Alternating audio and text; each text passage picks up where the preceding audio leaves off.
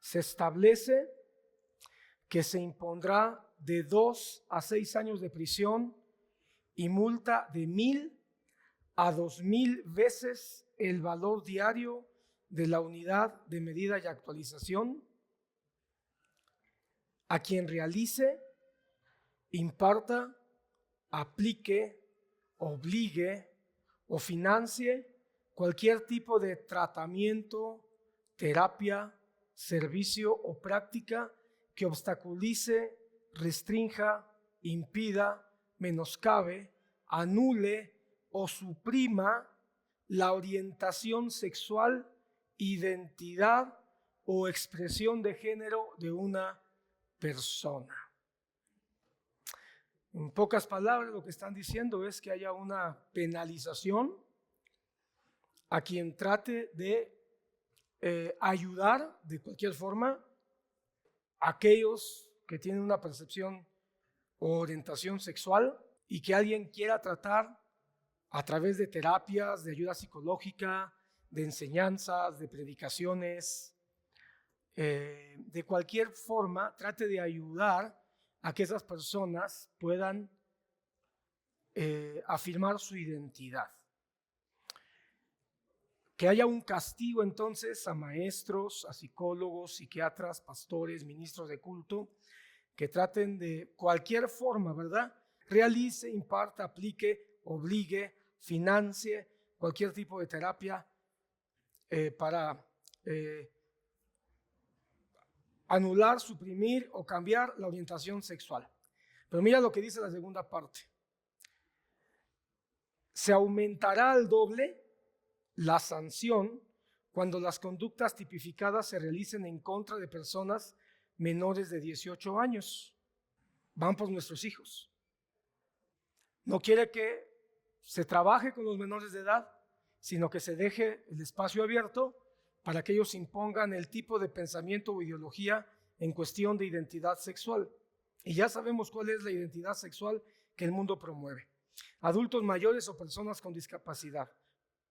En caso de que sea el padre, madre o tutor de la víctima, los que incurran en las conductas sancionadas, se les aplicarán las sanciones de amonestación o apercibimiento a consideración del juez. En otras palabras, lo dejan claro, lo que están buscando es que ni siquiera los padres puedan involucrarse en la afirmación de identidad de sus hijos.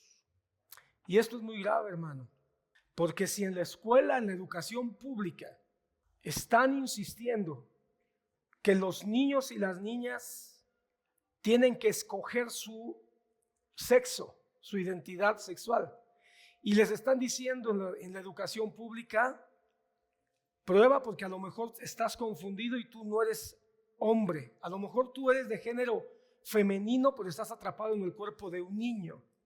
Y entonces el niño, con esa educación promovida por el gobierno, llega a casa y dice, mamá, estoy confundido, papá, no entiendo porque el maestro me está diciendo que no soy un niño, que debería de probar porque a lo mejor soy una niña y debería de ponerme falda y pintarme el cabello y pintarme el bilé y a lo mejor hasta tener acercamientos con otro niño, porque a lo mejor no soy un niño. Y entonces el padre preocupado dice, bueno, voy a llevarlo con el pastor para que ore por él. O voy a llevarlo con un psicólogo para que le afirme su identidad. Y si por alguna razón eso llega a ser denunciado, al padre, al pastor y al psicólogo los pueden meter a la cárcel. Quiero decirte que hay otros países que esto ya lo implementaron hace 10 años, 5 o 10 años. Y ahora están dando marcha atrás porque se han dado cuenta del gran peligro. Porque ¿qué pasa? Que por un lado están tratando de obstaculizar este tipo de ayudas, pero el propio gobierno, impulsado por la agenda LGTB, están tratando de financiar, aprobar y promover los cambios quirúrgicos de género, mutilación de genitales, mutilación de senos en el caso de las mujeres, la aplicación de supresores hormonales, la aplicación de hormonas que el cuerpo no produce de manera natural para obligar al organismo, en el caso de los hombres, que parezcan mujeres, o las mujeres que parezcan hombres, a través de situaciones sea quirúrgicas o químicas. Y en otros países ya se dieron cuenta, hermano, que te digo que nos llevan ventaja en estas locuras de 10 años, ya se están dando cuenta de los traumas, de las crisis emocionales que hay, porque a un niño de 10, 12 años que le metieron por todos los medios que debería de probar, o un joven de 14, 15 años que le metieron por todos los medios que debería de probar para ver si a lo mejor está equivocado en su identidad de género, y el niño o el joven en su confusión y en su falta de madurez para saber y entender, termina diciendo, pues sí quiero ser hombre cuando es mujer, o sí quiero ser mujer cuando es hombre. Entonces estos gobiernos, como digo, que nos llevan ya años, obligan, incluso han obligado a padres a que acepten la supuesta capacidad. Miren, es una locura y es una estupidez, porque los jóvenes no pueden votar si no tienen más de 18 años en nuestro país, porque se supone que no tienen la madurez ciudadana, pero ese tipo de leyes dicen que sí tienen la capacidad y la madurez para elegir si son hombres o mujeres. Es un absurdo. Bueno, han obligado a padres a que acepten y han mutilado genitales y senos de jóvenes, de niños, de niñas, y a la vuelta de unos años empiezan los traumas, empiezan las crisis. Porque obviamente, hermano, una situación antinatural siempre va a provocar problemas. La propia naturaleza tiene sabiduría, porque Dios ha puesto sabiduría en la naturaleza. Y se han dado casos de jóvenes, señoritas, que después de 5 años de sufrir este tipo de abuso, porque mira, esta es otra de las ideas absurdas y macabras de este tipo de impulsos, porque por un lado dicen que no se puede no se debe o se va a penalizar a quien trate de ayudar a un joven o señorita a tener identidad en su naturaleza, cuando piensa que es otra cosa. Y dicen que esto es tortura, que es una tortura tratar de hablar con un joven y decirle, hey, biológicamente eres hombre, ahí no hay error. Eso es tortura, dice esta ley. No es tortura cercenar 2 senos femeninos que están completamente sanos. Eso no es tortura. No es solo tortura física, es también tortura psicológica. Y han habido casos de jóvenes señoritas que se han terminado suicidando después de algunos años de haber caído presa de la ideología, manipulación, el adoctrinamiento de estas corrientes. Y por supuesto, detrás de todo esto hay una fuerza diabólica, hay una influencia satánica completamente. Y solo digo esto, hermano, porque solamente para mostrar la gran crisis que se encuentra el mundo y nuestro país. Pero ¿sabes por qué? ¿Por qué está pasando esto? ¿Qué le está pasando al mundo y qué le está pasando a naciones como la nuestra? Lo que le está pasando, hermano, sencilla. Mira, por supuesto, yo sé la soberanía de Dios, yo creo en la soberanía de Dios y yo sé que todo está bajo un plan perfecto de Dios. Sin embargo, hermano, no podemos negar que eso también es parte dentro de la soberanía de Dios. Dios entrega al hombre a sus propias pasiones, y esto es parte de el propio abandono que ha tenido el hombre de Dios, la propia ignorancia que ha tenido de Dios, pero también, hermano, de alguna manera es porque al mundo, a México, le está haciendo falta una manifestación clara, contundente, poderosa de lo único que lo puede frenar. Y eso es la iglesia. No la iglesia como una institución religiosa, sino como un ente santo. El mundo no debería de trastornar a la iglesia. La iglesia deberíamos de trastornar al mundo. Mira lo que dice Mateo 5:13, versículo 13. vosotros sois la sal de la tierra. Pero si la sal se ha vuelto insípida, ¿con qué se hará salada otra vez? Ya para nada sirve, sino para ser echada fuera y pisoteada por los hombres. Hermano, pocas cosas son tan comunes en la naturaleza como la sal. La mayoría de nosotros hemos interactuado con la sal y muchas veces sin darnos cuenta. La sal está prácticamente en todo. Yo no sé si tú lo sepas, pero la sal es usada para fabricar cuero, para fabricar cerámica, para fabricar jabón, para fabricar plásticos, para la ropa que tú traes puesta. Debieron haber usado sal, para la elaboración de papel, para hacer los productos de limpieza que usas todos los días, el jabón que usaste hoy para lavar, quizá el plato en el que desayunaste, para hacer el vidrio, hermano, para hacer medicamentos, hermano, se utiliza la sal y hay un montón de cosas, un largo etcétera, donde la sal está presente y no nos damos cuenta. Por esto mismo de que es tan común, la sal, hermano, suele pasar desapercibida. La sal es esencial para nuestra salud, a diferencia de otros condimentos. Tú puedes o no ponerle quizá a tu comida pimienta o paprika, pero indudablemente que le vas a poner sal. Necesitamos sal. La sal, hermano, tiene beneficios que tienen que ver con la buena absorción, por ejemplo, de los líquidos para hidratar nuestro cuerpo. La sal tiene que ver con el buen funcionamiento del sistema nervioso, para tener una buena conexión neuronal. La sal incluso, hermano, ayuda a cuestiones del corazón para que haya una buena circulación sanguínea y haya un buen ritmo cardíaco. No podemos vivir sin sal. El pensamiento inmediato que nos viene cuando pensamos en la sal tiene que ver con nuestros platos de comida. Como que es lo más común, ¿verdad? Pero no es el único uso, como ya lo dije, ni es el único lugar donde la sal está presente. Yo no sé si tú sepas, nuestro país no vive eso, pero en países donde en invierno, los inviernos son muy crudos y cae nieve, la sal es muy importante. Se tienen que vertir kilos y kilos de sal todos los días para limpiar las carreteras, para limpiar las calles y que la gente pueda caminar y que los carros puedan circular.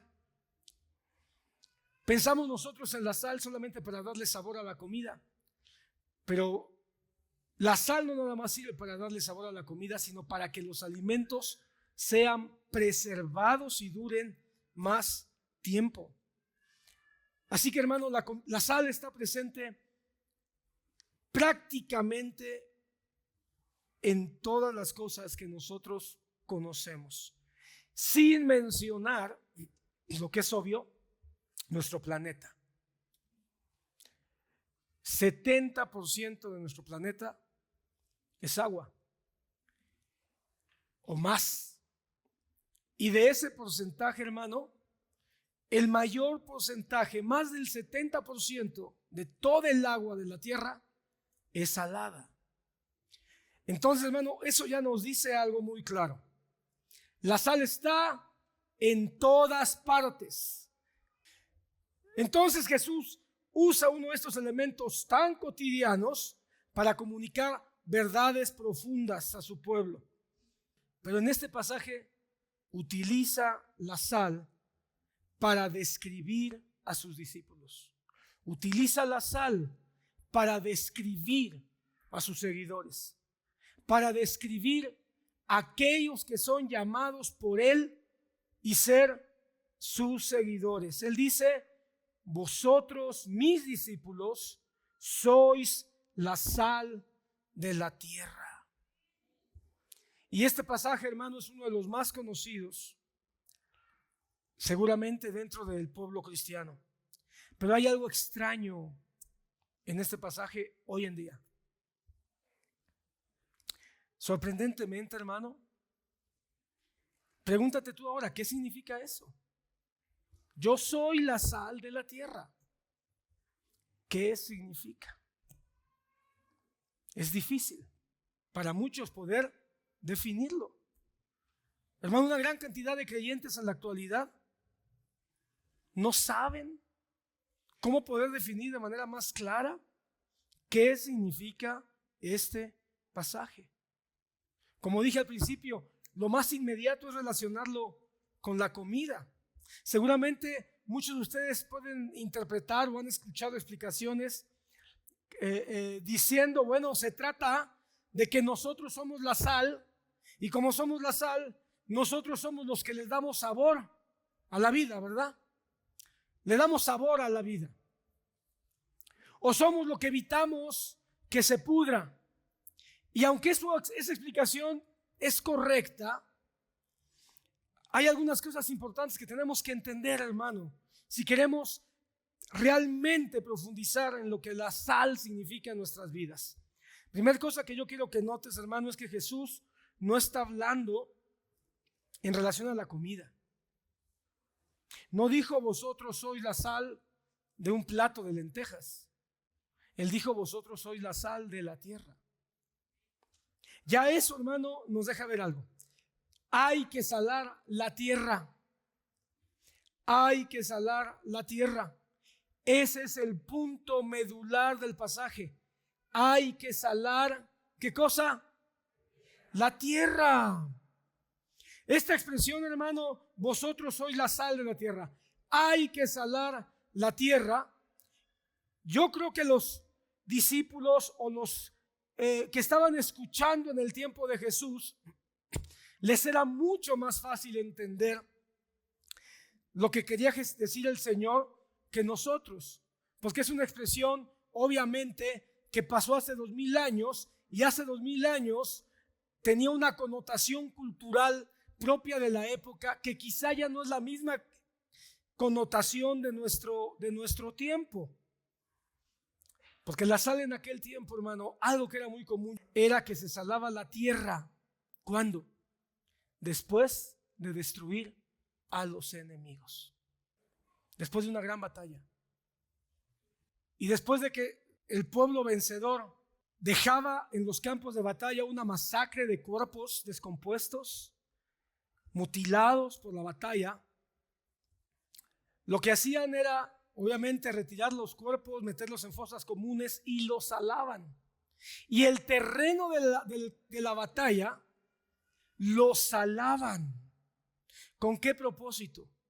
Evitar infecciones, evitar contaminaciones, evitar enfermedades.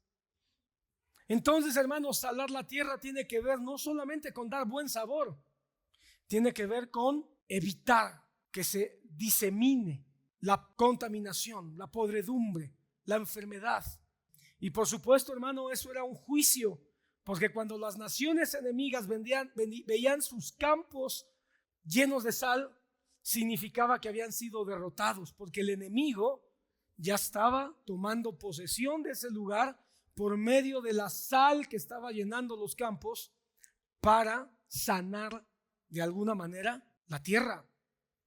Los romanos usaban la sal también, hermano, en ese tiempo y la ponían en los caminos, sobre todo en las orillas de los caminos, para evitar que la hierba naciera o creciera en el camino.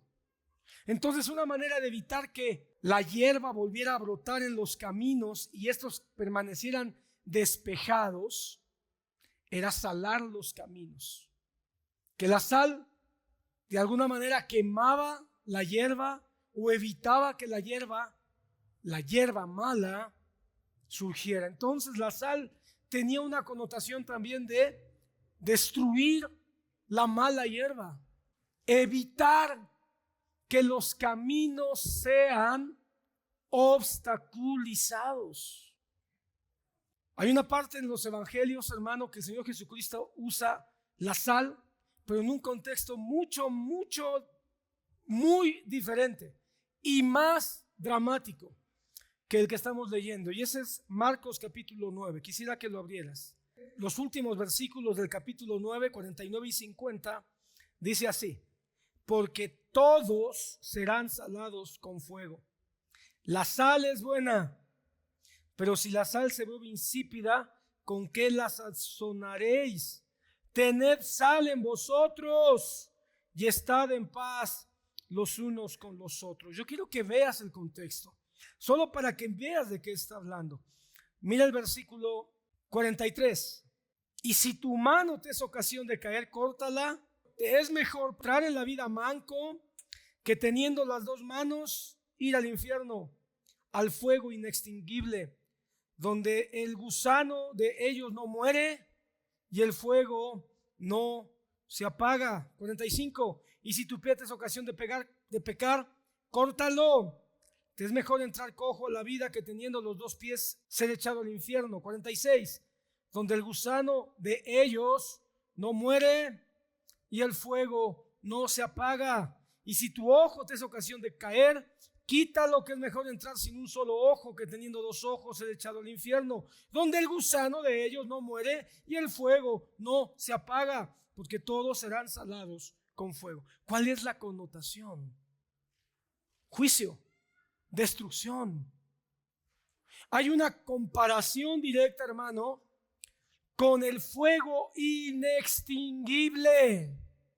De tal manera, hermano, que lo que el Señor está diciendo es: todos serán salados con sal, sea para preservación o sea para destrucción.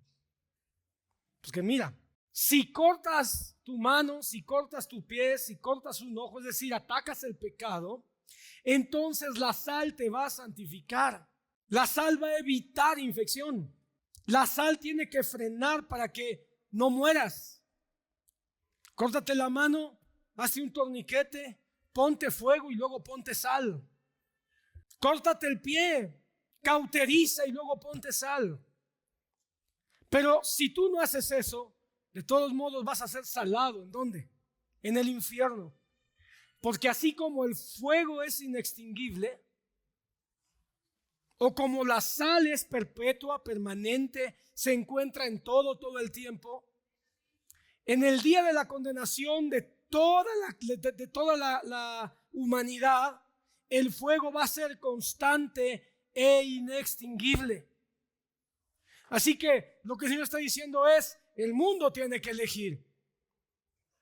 O se llena con la sal de la santidad de Dios, o se va al infierno, donde el fuego va a ser como la sal, constante, permanente e inextinguible.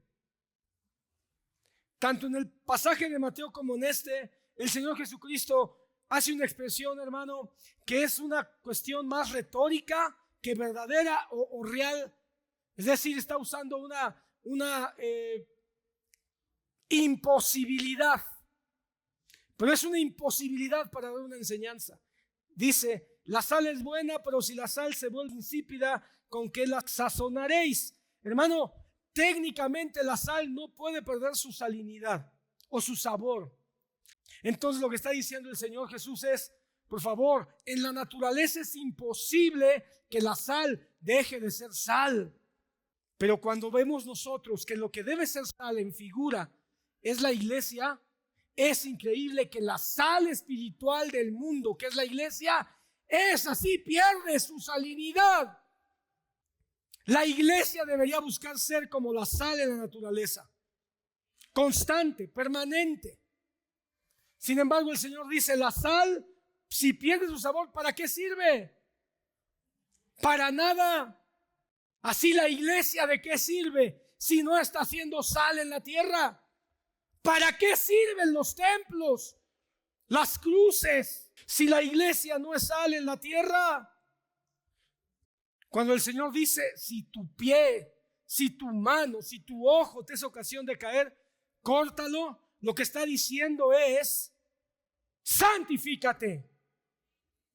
Por eso la sal tiene mucho que ver con la santificación. Busca que la sal esté en ti. Tened sal en vosotros. ¿Y sabes qué es lo más interesante? Que dice: cuando nosotros tenemos sal, también tenemos paz.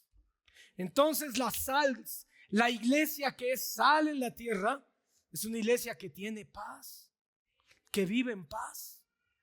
Ok. Quiero ir a una aplicación acerca de eso, hermano. Como ya vimos, hermano, la sal tenía varios propósitos en el mundo antiguo. Por lo cual, hermano, este pasaje puede ser confuso para nosotros. Vamos a mencionar 5, hermano. 5 propósitos de la sal que tienen que ver contigo y conmigo, que son muy relevantes, para poder entender qué es lo que Jesucristo quiere que seamos nosotros los que nos decimos cristianos. La sal se usaba para condimentar, conservar, sacrificar, destruir y fertilizar. ¿Cuál de los 5 tenía Jesús en mente exactamente? Eso es complicado saber. Ya dije algunas cosas, pero tratando de ser amplios y no dogmáticos, vamos a asumir que Jesucristo está pensando en todos los posibles usos que tenía la sal en su época. Porque todos los posibles usos que tenía la sal en su época podían ser entendidos por aquellos que estaban escuchándole. Antes de ver cada uno de estos y qué tiene que ver con nosotros, nada más quiero destacar, ya lo dije, que lo importante es que la sal tiene que estar en la tierra. Pero la segunda cosa muy importante es que esa sal somos sus seguidores. No es algo que va a venir.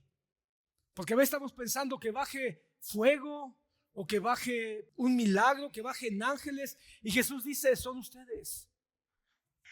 Aunque parecemos comunes y corrientes, aunque en nuestra propia o por nuestro propio esfuerzo no parece que tengamos nada valioso, pero así Dios dice, ustedes son la sal. Consideremos estos 5 propósitos que nos identifican a nosotros como sal de la tierra.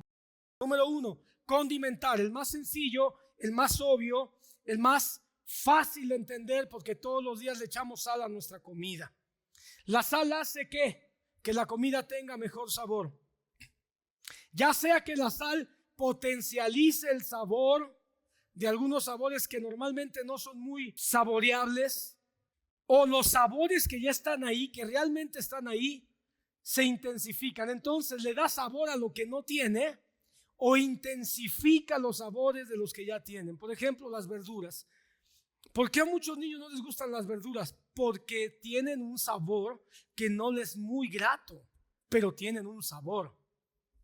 Pero cuando tú le echas sal, se potencializa, el sabor cambia. Entonces muchos niños pueden comer verduras si les pones un poco de sal.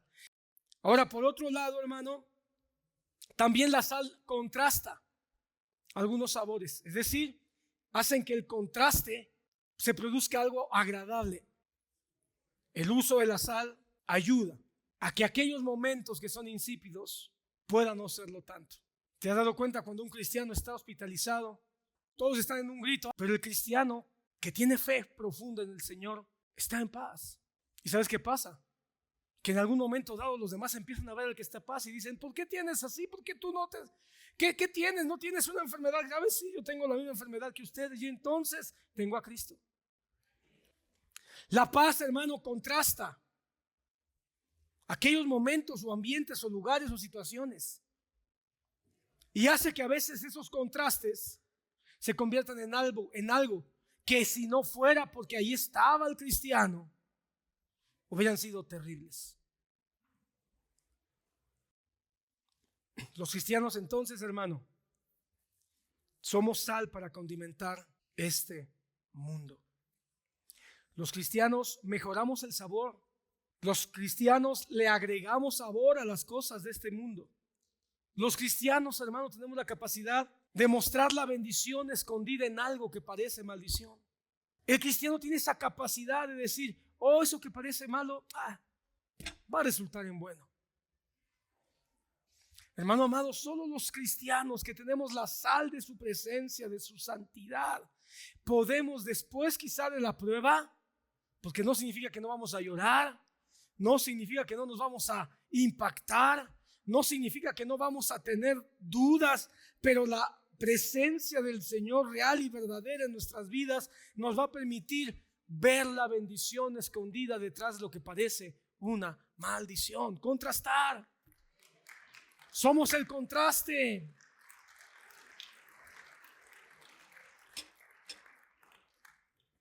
Mira lo que dice Pablo En Colosenses 4:6, desde el 5. Andad sabiamente para con los de afuera, aprovechando bien el tiempo. Que vuestra conversación sea siempre con gracia, sazonada como sal, para que sepáis cómo debéis responder a cada persona. Somos sal. Y cuando respondemos a cada persona, podemos responder con el sazón de Dios, hermano, y entonces las personas pueden ser edificadas, confrontadas, animadas. Solo con nuestra respuesta. Ni siquiera estoy hablando de predicarles abiertamente la Biblia. Solo con nuestra respuesta. Un Dios te bendiga puede hacer una gran diferencia. Un no te preocupes, saldrás de esta, puede ser una gran diferencia. Un no sé lo que estás pasando, pero voy a orar por ti. Eso puede hacer que las personas digan, wow. Hermano, que te sientes en un restaurante público y cuando te traigan los alimentos, cierres tus ojos y te pongas a orar. Tú no sabes cuántos estén alrededor viendo ese momento. Estás sazonando. Ser amable, ser respetuoso con tus autoridades, como la palabra lo indica. No hablando majaderías, sino hablando de manera diferente. Todo eso, hermano, es hacer un contraste. Que se pueda decir, este joven, grosero, malhumorado, rebelde, insolente, prepotente.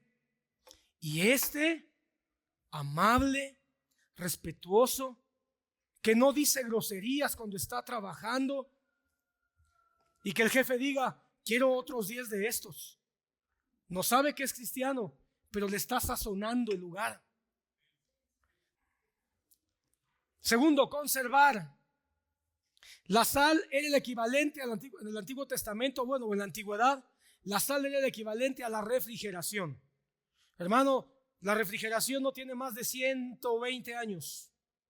¿Cómo conservaban los alimentos? La sal era lo más utilizado. La única manera de evitar que la carne y el pescado no se echaran a perder, hermano, era frotarlos con sal para poder aumentar su caducidad. De ahí, hermano, que la sal era tan valorada. La gente acostumbraba a tener costales de sal para muchas cosas y una de ellas era preservar los alimentos el mayor tiempo posible. Por eso, hermano, es que en los tiempos de la Biblia, la sal, hermano, estaba equiparada con el salario. De ahí viene la palabra salario, ¿verdad? Algo muy valioso para las personas. Los discípulos de Jesús entonces, en este sentido, somos enviados para evitar que el mundo se deteriore. Somos enviados para preservar la bondad y evitar que se corrompa. ¿Qué es lo que hacía la sal? Evitaba malos aromas. El cristiano debe hacer que no se propague el aroma tan nauseabundo de esta sociedad en la que vivimos. Un lugar donde no hay cristianos, o un lugar donde los cristianos no están realmente ocupados en su santificación, la ruina moral, el deterioro social, el abuso, la falta de justicia, la falta de verdad va a aumentar. Eso es lo que le está pasando a México. Hay un montón de cristianos, pero todos estamos metidos en nuestros templos, peleándonos más si la salvación esto, si las danzas, si las lenguas, más preocupados en tratar de afirmar que somos la iglesia verdadera, la denominación por la que Cristo viene, en realmente ser sal para el mundo. Mira donde no hay cristianismo, las naciones musulmanas. Quiero que mires las naciones musulmanas. Quiero que mires los abusos, los excesos, los juicios, las penas capitales que ahí aplican. ¿Cómo tienen a la mujer?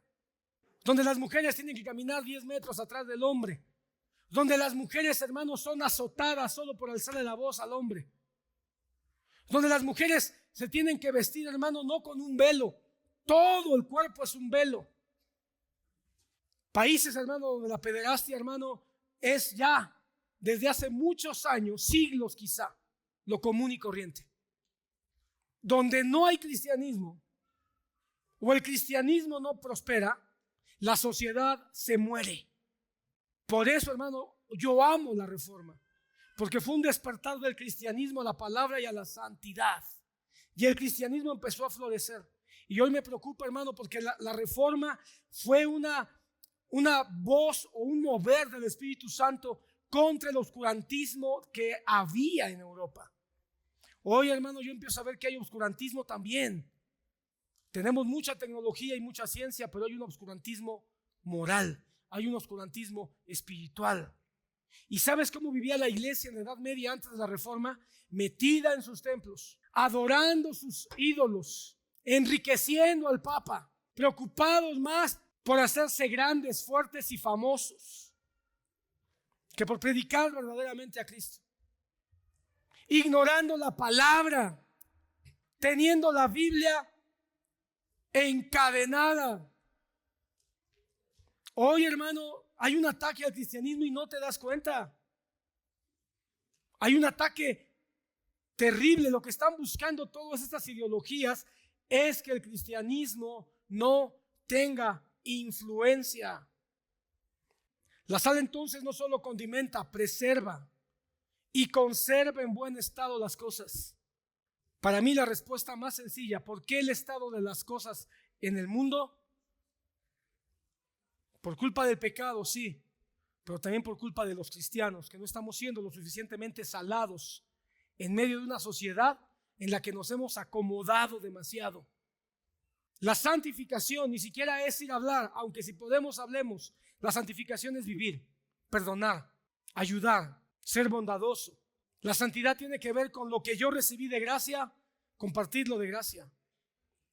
Por tanto, la iglesia debe de cuidar, preservar, estimular, impulsar los valores, los principios, la cultura y la moral que emana de Cristo y de la Biblia. Si tú no estás de acuerdo con lo que la Biblia dice, pregúntate si tú eres cristiano. Si tú no estás de acuerdo con lo que la Biblia establece, pregúntate si tú eres cristiano, porque quizás solamente tienes una religión barata. Porque sin la Biblia, el cristianismo es una baratija. No puede haber cristianismo sin la Biblia como autoridad. Y cuando yo miro tantos cristianos que dicen que la Biblia tiene algo de Dios o tiene algo de verdad, yo digo, no. ¿Quién le dijo a esos que son cristianos? También la sal sirve para sacrificar y eso tiene que ver con nosotros. Esto bien puede estar relacionado, hermano, con dos funciones que la sal dice el Antiguo Testamento que tenía. Quizá esto es de las 5, es la que menos sentido o familiaridad va a tener para nosotros, pero está en la Biblia. Dándole autoridad a la Biblia tenemos que mencionarlo. Dice Levítico capítulo 2, versículo 13. Además, toda ofrenda de cereal tuya sazonarás con sal, para que la sal del pacto de tu Dios no falte en tu ofrenda de cereal. Con todas tus ofrendas ofrecerás sal. La sal no nada más le daba sabor a la comida. La sal no nada más evitaba que la carne o los alimentos se pudrieran. La sal dentro del pueblo de Dios es un elemento indispensable para todos los israelitas. Y una razón que dice la Biblia es para recordar el pacto. Como ya dijimos, la sal preserva los alimentos.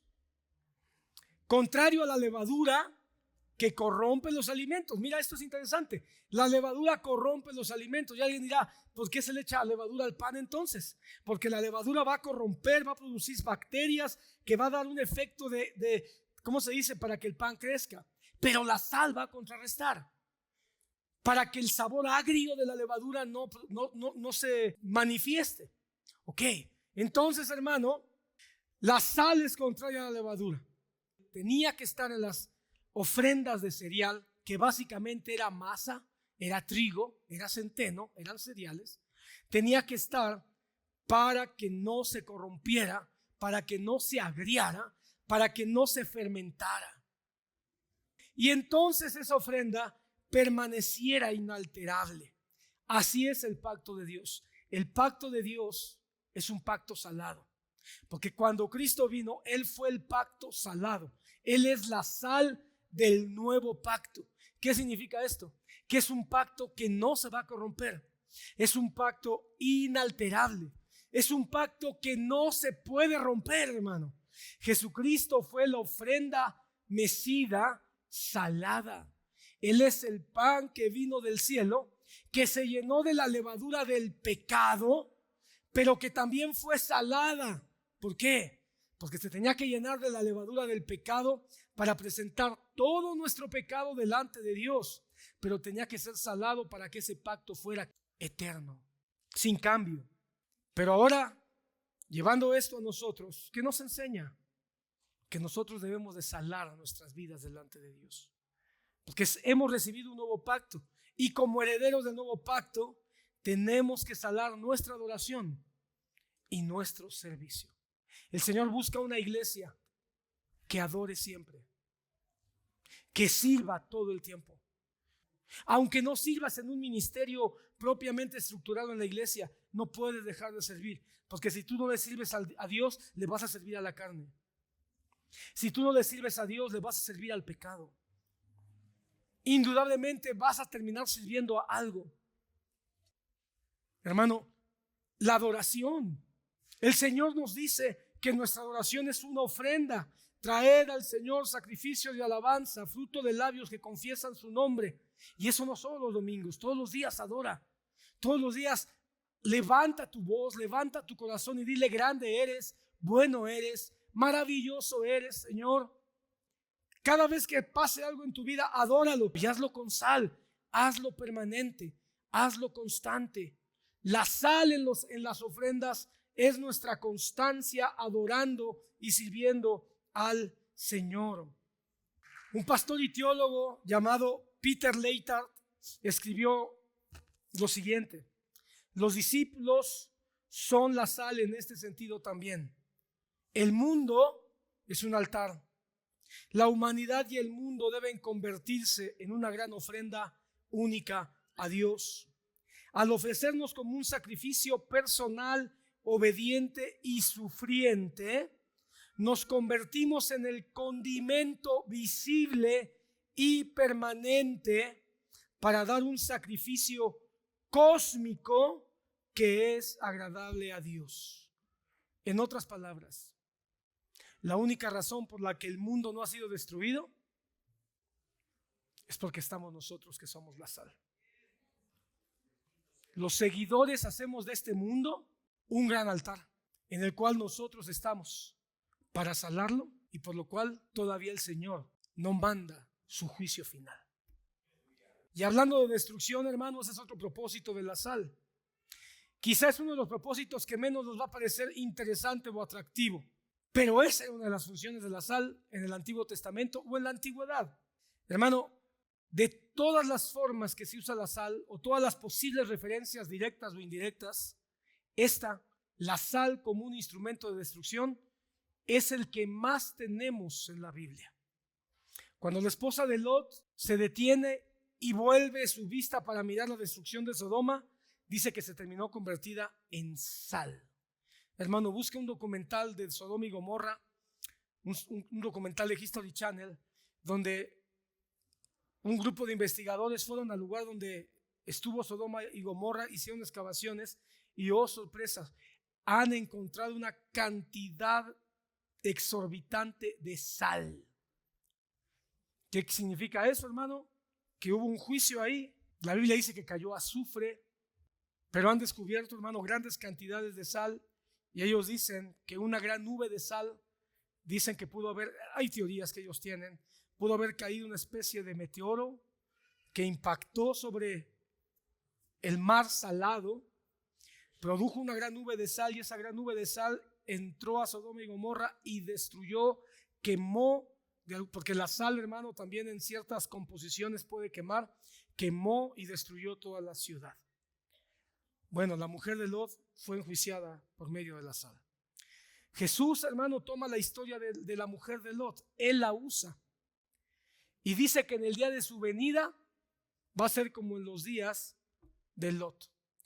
Y dice que el Señor va a tener más misericordia que de Sodoma y Gomorra cuando la mujer de Lot volteó. Lo que está diciendo es, en el día de mi venida va a haber juicio, como hubo juicio sobre la mujer de Lot convirtiéndose en sal.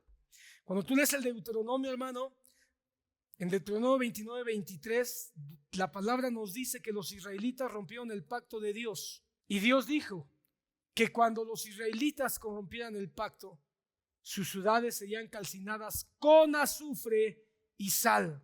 Por lo tanto, su tierra no produciría nunca más fruto. La palabra dice en el libro de Jueces que Abimelech, el hijo de Gedeón, cuando trató de levantarse como rey de Israel, los hombres de Siquem se rebelaron. ¿Y sabes qué hicieron? Destruyeron la ciudad y la sembraron de sal, de juicio. La palabra dice en el libro de los Salmos, la tierra fértil será convertida en salinas por la maldad de los que moran en ella. Salmo 107. Una vez más, hay referencias de juicio a través de la sal. Y hermano, el pasaje que ya leímos en Marcos, hablando del juicio final en el infierno, o del destino final de todos los incrédulos en el infierno, dice, todos serán salados con fuego. Así que, hermano, usar la sal como un medio de fuego y de destrucción es algo muy claro en la mente de los antiguos. Entonces los discípulos entendían, o pudieron haber entendido, nosotros tenemos ese mismo propósito. ¿Por qué somos sal en la tierra?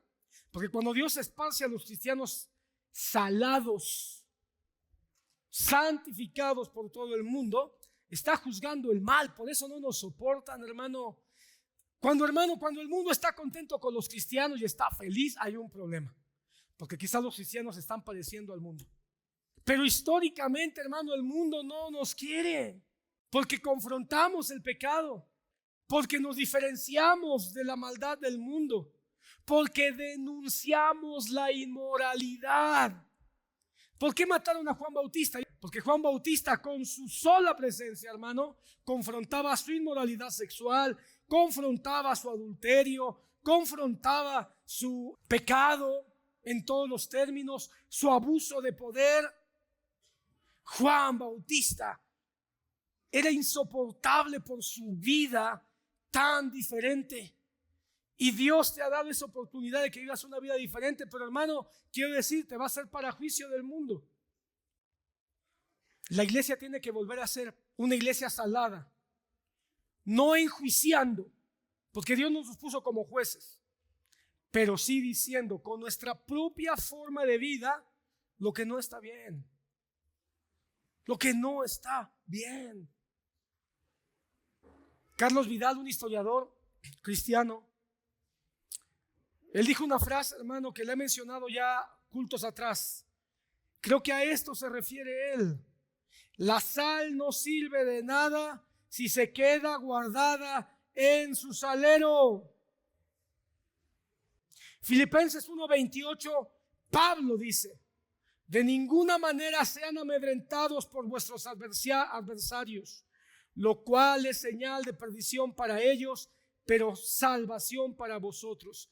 ¿Qué es lo que está diciendo? Cuando sus adversarios se vean amedrentados por ustedes, eso es una buena señal. ¿Señal de qué? De que son salvos. Porque los que están pecando, los que están en tinieblas, no soportan la luz que ustedes tienen. De manera natural, vuelvo a insistir. Entonces, somos una señal de juicio sobre el mundo que se está perdiendo. Esta puede ser una razón para entender por qué el mundo, por qué México está pasando por lo que está pasando. ¿Por qué se ha estado acelerando el mal mundano en nuestras naciones? ¿Por qué?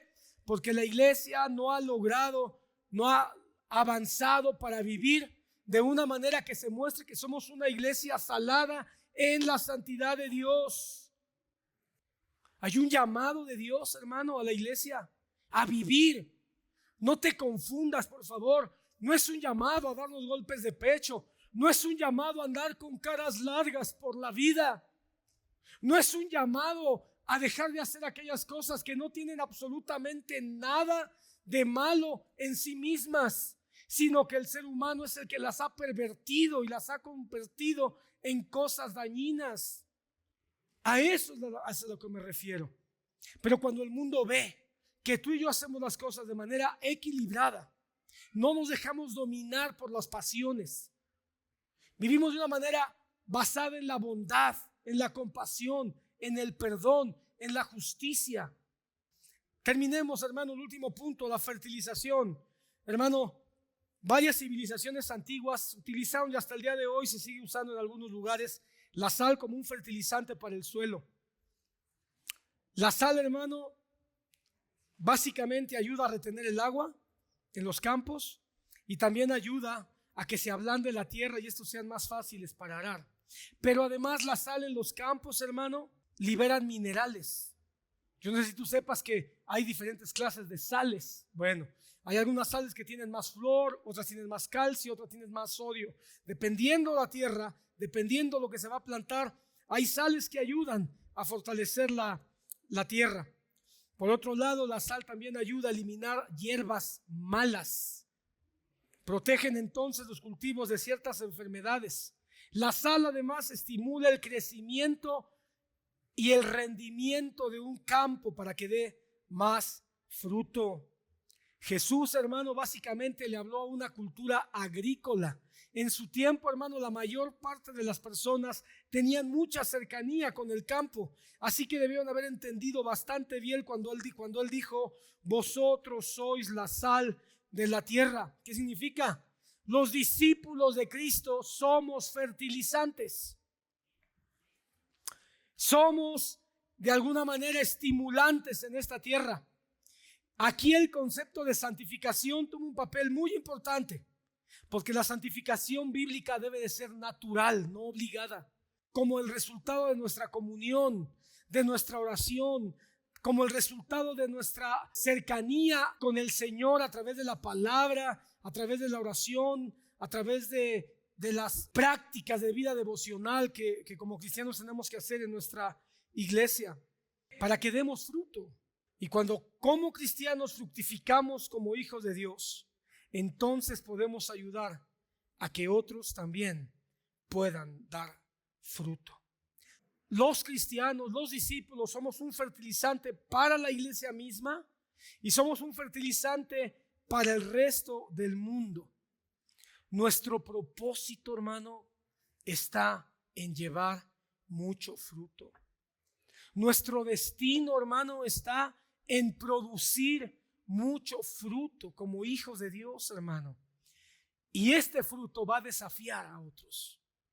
Cuando una semilla tiene que germinar, brotar, crecer y dar fruto, va a ser muy duro. Pero al final, hermano, el fruto del árbol, por más duro y difícil que haya sido, va a producir gran satisfacción. Así que, hermano, no nos neguemos al llamado de Dios. Somos enviados a enriquecer el suelo de este mundo por medio de la predicación del evangelio, por medio de una vida santa que dé testimonio a otros de la realidad de Cristo en nosotros. Somos llamados a matar las malas hierbas de nuestro carácter, a matar las malas hierbas de las malas amistades, a matar las malas hierbas de las malas decisiones. Nuestra vida consagrada a Dios, hermano, le va a dar un significado a la tierra, a la iglesia y a la tierra, para que pueda producir el fruto que el Señor está buscando. La tierra está condenada. Y no pienses, hermano, que estoy siendo muy ilusorio. La tierra no es lo que está buscando el Señor, pero está buscando cristianos que den fruto en medio de esta tierra. Fíjate cómo dice Isaías 35:1. El desierto y el yermo se alegrarán. El desierto. ¿Qué es un desierto? Tú lo sabes, donde no hay plantas. ¿Qué es el yermo? Una tierra árida. Y se regocijará el araba y florecerá como el azafrán. Florecerá copiosamente y se regocijará en gran manera y gritará de júbilo. La gloria del Líbano le será dada, la majestad del Carmelo y de Sarón. Ellos verán la gloria del Señor, la majestad de nuestro Dios. Si tú has visto la gloria del Señor, hermano, si tú has sido testigo de su salvación, si Cristo es una realidad en tu vida, a pesar de que no somos todo lo que pudiéramos ser, entonces gózate, da gritos de júbilo. Y demos gritos de júbilo hoy, porque el Señor nos recuerda hoy con el vino y el pan, que Él es la sal, que vino, hermano, a sazonarnos, que vino a preservarnos, que vino, hermano, también a enjuiciarnos, que vino, hermano, a fertilizarnos para que demos mucho fruto, que vino a hacer el sacrificio perfecto salado para hacernos saber que no hay poder en la tierra que pueda destruir ese pacto y que es permanente para nosotros. Entonces, termino. Cuando Jesús dijo que somos la sal de la tierra, ¿qué quiso decir? Quiso decir que Dios nos va a usar a nosotros para condimentar, darle sabor al mundo, para preservar lo que se está pudriendo, para hacer un sacrificio constante y permanente, para destruir lo que está mal y confrontarlo, o para fertilizar y que surja nueva vida, nueva fuerza, nuevo ánimo, nuevo fruto. ¿Qué piensas tú? ¿Qué quiso decir el Señor de todas estas cosas posibles? Quiero pensar que se refería a todo, porque la sal es buena para todo esto.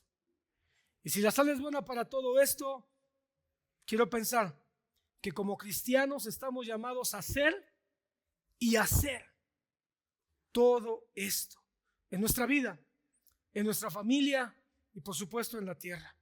Que podamos ser sal, una iglesia salada y que no se nos olvide para poder hacer la diferencia.